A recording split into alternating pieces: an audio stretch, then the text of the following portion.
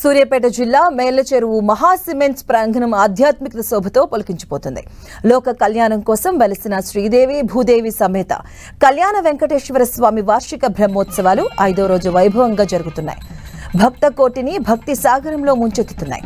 స్వామివారు ఉభయనాంచారులతో కలిసి గరుడ వాహనంపై అధిరోహించి తిరువీధి ఉత్సవంలో భక్తులకు దర్శనమిచ్చారు. పట్టు పీతాంబరాలు, నవరత్న ఖచ్చిత ఆభరణాలు, సుగంధ భరిత పుష్పమాలలతో అలంకృతుడైన శ్రీవారిని దర్శించుకునేందుకు భక్తులు బారులు తీరారు. మంగళ వాయిద్యాలు, భజన బృందాల కోలాహలం నడుమ సాగిన ఈ ఉత్సవంలో గోవింద గోవింద అన్న నామస్మరణతో ప్రాంగణమంతా వైకుంఠాన్ని తలపించింది. బ్రహ్మోత్సవాల్లో భాగంగా 5వ రోజు విశేష ఘట్టం ఆవిష్కృతమైంది. భక్తి మార్గాన్ని ప్రబోధించిన జగద్గుచాచార్యులు సాక్షాత్తు ఆదిశేష అవతారమై శ్రీ భగవత్ నామానుసార స్వామి వారిని అష్టోత్తర శతనామార్చన అత్యంత వైభవంగా నిర్వహించారు. వేద పండితుల మంత్రోచ్చరణల నడుమ జరిగినటువంటి ఈ అర్చనలో భక్తులు తన్మయత్వం చెందారు.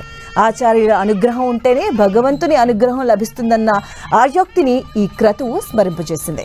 ఈ విశేష ఆధ్యాత్మికత క్రతువులో My Home Industries chairman doctor Jupalli Rameshwar Rao, Srikumari దంపతులు, అహోబిలం చీయర్ స్వామివారు పాల్గొన్నారు.